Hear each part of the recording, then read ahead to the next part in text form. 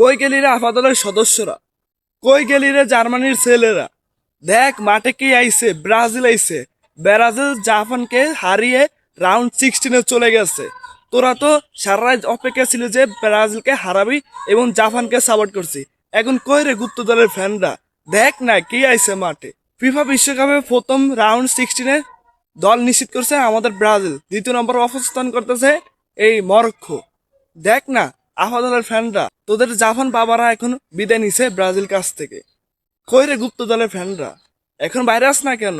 এখন টোল করস না? তোরা তো টোল করছস, তুই যে স্বপ্ন যাও বাড়ি আমার, এরকম একটা ভিডিও আপলোড করছস ব্রাজিলকে নিয়ে। এখন কই রে তোরা? বলছি না এখন আমি কিছু বলবো না, বলবো সময় মতন। এখন সময় আইসছে, আমাকে বলতো দে, আমি বলতে আসছি। তোরা ফেসবুকে তাদাম দেশে নাজিবাজি পোস্ট করছো ব্রাজিলকে হারাবার জন্য। কেউ বলে যে সবাই রেডি দেখেন, গাছের তলায় ব্রাজিল ফ্যানরা পাইবেন এবং পিছন থেকে যেন কেউ বাইকে না যায় এবং গাছের থেকে রাখিয়া পতাকাটা থেকে নামাবো সেটার দিকে খেয়াল রাখেন। চোর বাইপে কেউ পিঠে না, সেটা তো বললি।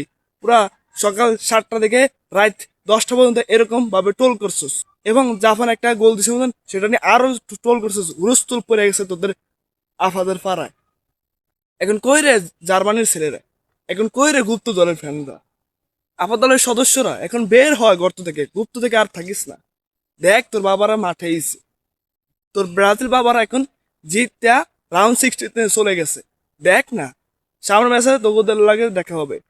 লেটস গো, সবাই অপেক্ষা থাকিস, তোদের সাথে দেখা হবে এবং তোদেরকে হারিয়ে আমরা চ্যাম্পিয়ন হবো ইনশাল্লাহ।